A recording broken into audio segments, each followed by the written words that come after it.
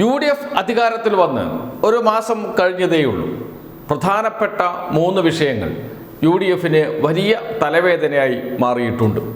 പരസ്യ പ്രതികരണങ്ങൾ ഒന്നൊന്നായി പുറത്തു വന്നുകൊണ്ടിരിക്കുന്നു. VM സുധീരൻ, കോൺഗ്രസിൻ്റെ മുതിർന്ന നേതാവ്, പരസ്യമായി അഭിപ്രായം പറഞ്ഞ് രംഗത്ത് വന്നു. സർക്കാരിനെതിരെ, പ്രത്യേകിച്ച് മുഖ്യമന്ത്രി VD സതീശനെതിരെ നിശിത വിമർശനമാണ് മുന്നോട്ട് വെച്ചത്. 3 വിഷയങ്ങൾ എന്ന് വെച്ചാൽ, ഒന്ന് PM ശ്രീയാണ്, മറ്റൊന്ന് കരിമണലാണ്, മറ്റൊന്ന് വീര്യം കുറഞ്ഞ മദ്യത്തിന് നികുതി ഇളവ് നൽകിയതാണ്. ഈ 3 വിഷയങ്ങളിൽ UDFിലെ ഘടകകക്ഷി നേതാക്കൾ ഇതുവരെയും പരസ്യമായി ഒരു പ്രതികരണത്തിലേക്ക് വന്നിട്ടില്ല. എന്നിരുന്നാലും ചില അതൃപ്തി ഉയർന്നു വന്നിട്ടുണ്ട് എന്നാണ് മനസ്സിലാകുന്നത്. പ്രത്യേകിച്ച് UDFിലെ രണ്ടാം കക്ഷിയായ മുസ്ലിം ലീഗിൽ നിന്ന് പരസ്യ പ്രതികരണം വന്നിട്ടില്ല. പക്ഷേ അതൃപ്തി അറിയിച്ചിട്ടുണ്ട് കോൺഗ്രസ് നേതാക്കളെ. ഏറ്റവും നിർണായകമാകുക മുസ്ലിം ലീഗിൻ്റെ നിലപാട് തന്നെയാണ്. പക്ഷേ മുസ്ലിം ലീഗിൻ്റെ നിലപാട് UDFിൽ, പ്രത്യേകിച്ച് മുഖ്യമന്ത്രിയിൽ സ്വാധീനം ചെലുത്തുമോ എന്നത് അറിയാനിരിക്കുന്നതേയുള്ളൂ. കാരണം മുസ്ലിം ലീഗ് മാറി നിന്നാലും സർക്കാരിന് മുന്നോട്ട് പോകാം. അതുകൊണ്ട് മുസ്ലിം ലീഗിൻ്റെ എല്ലാ സമ്മർദ്ദത്തിനും വഴങ്ങേണ്ടതില്ല എന്ന ഒരു പൊതുധാരണ കോൺഗ്രസ് നേതാക്കൾക്കുണ്ട്, പ്രത്യേകിച്ച് മുഖ്യമന്ത്രി VD സതീശനുമുണ്ട്. അതുകൊണ്ട് തന്നെ വലിയ സമ്മർദ്ദവുമായി ഇങ്ങോട്ട് വരേണ്ട എന്ന ഒരു സന്ദേശം നൽകിയിട്ടുണ്ട് ലീഗ് നേതാക്കൾക്ക്. പക്ഷേ PM ശ്രീയിൽ നിലപാടെടുത്തേ തീരൂ മുസ്ലിം ലീഗിന്. എന്ത് ചെയ്യണമെന്ന് ഇപ്പോഴും ആശയക്കുഴപ്പമുണ്ട്.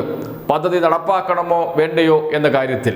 അക്കാര്യത്തിൽ മുസ്ലിം ലീഗാണ് അന്തിമ തീരുമാനമെടുക്കേണ്ടത്. വകുപ്പ് മുസ്ലിം ലീഗിൻ്റെതാണ്. വീര്യം കുറഞ്ഞ മദ്യത്തിന് നികുതി ഇളവ് നൽകിയതാണ്. അത് മദ്യം വ്യാപകമാകാൻ കാരണമാകും എന്ന ചർച്ച മുസ്ലിം ലീഗിനകത്ത് നിന്ന് ഉയർന്നു വന്നിട്ടുണ്ട്. സമസ്ത നിലപാടുമായി രംഗത്ത് വന്നു.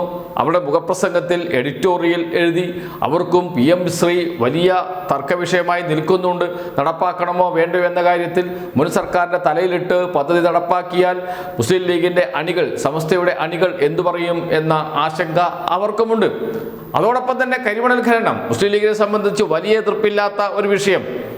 സ്വകാര്യവൽക്കരണം അനിവാര്യമാണ് എന്ന നിലപാട് നേരത്തെയുണ്ട്. ഇന്നല്ല, 2003 മുതൽ മുസ്ലിം ലീഗ് ആ നിലപാടിൽ സ്വകാര്യവൽക്കരണം വേണമെന്ന നിലപാട് ഉറച്ചു നിൽക്കുകയാണ്. അക്കാര്യത്തിൽ മുസ്ലിം ലീഗ്, പ്രത്യേകിച്ച് PK കുഞ്ഞാലിക്കുട്ടി ഉൾപ്പെടെയുള്ള നേതാക്കൾ മുഖ്യമന്ത്രിയോടൊപ്പം നിൽക്കും എന്ന കാര്യത്തിൽ സംശയമേ ഇല്ല. അപ്പോൾ 2 വിഷയങ്ങളിലാണ് തർക്കം രൂക്ഷമാകുക. PM ശ്രീയിലും അതുപോലെ തന്നെ വീര്യം കുറഞ്ഞ മദ്യത്തിന് നികുതി ഇളവ് നൽകിയ കാര്യത്തിലും. ഈ 2 വിഷയത്തിലും പന്ത് ഇപ്പോൾ മുസ്ലിം ലീഗിൻ്റെ കോർട്ടിലാണ്. മുസ്ലിം ലീഗ് യോഗം ചേർന്ന് അന്തിമ തീരുമാനമെടുക്കും.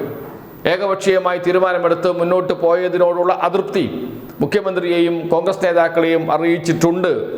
ആ വിവരം ഇതിനകം പുറത്തു വരികയും ചെയ്തിട്ടുണ്ട്. എന്നിരുന്നാലും എന്ത് തീരുമാനമെടുക്കും? കടുത്ത തീരുമാനത്തിലേക്ക് പോകുമോ? അത്തരമൊരു തീരുമാനമെടുത്താൽ കോൺഗ്രസ് അംഗീകരിക്കുമോ എന്ന സംശയമൊക്കെ ഉണ്ട് മുസ്ലിം ലീഗിന്. എന്നിരുന്നാലും തീരുമാനമെടുത്തേ കഴിയൂ. അതല്ലെങ്കിൽ അണികൾ ലീഗ് നേതാക്കളെ ചോദ്യം ചെയ്യും. അത്രമാത്രം വ്യാപകമായ പ്രചാരണമാണ് PM ശ്രീക്കെതിരെയൊക്കെ മുസ്ലിം ലീഗിനകത്ത് നടന്നത്. മുസ്ലിം വീടുകളിൽ വലിയ ക്യാമ്പയിൻ നടത്തിയിരുന്നു മുസ്ലിം ലീഗ് നേതാക്കൾ ഇത് സംബന്ധിച്ച്. അപ്പോൾ അതിൽ ഒരു നിലപാട് മാറ്റം സഹിക്കാൻ കഴിയില്ല മുസ്ലിം ലീഗിൻ്റെ അണികൾക്ക്. അതുകൊണ്ട് തന്നെ നിലപാട് എടുക്കാതെ മുന്നോട്ട് പോകാൻ കഴിയില്ല. എന്തു തന്നെയായാലും പന്ത് ലീഗിൻ്റെ കോർട്ടിലാണ്. എന്ത് തീരുമാനമെടുക്കും എന്നതാണ് അറിയാനുള്ളത്. കോൺഗ്രസിൽ സമ്മർദ്ദം ചെലുത്തുന്ന പഴയ മുസ്ലിം ലീഗായി മാറുമോ മുസ്ലിം ലീഗ്? അതല്ല ചത്ത കുതിരയായി UDFിൻ്റെ ഒരു സാധാരണ ഘടകകക്ഷിയായി തുടരുമോ? ആ ചോദ്യത്തിലുള്ള ഉത്തരം സ്വാഭാവികമായും വരും ദിവസങ്ങളിൽ ഉണ്ടാകണം.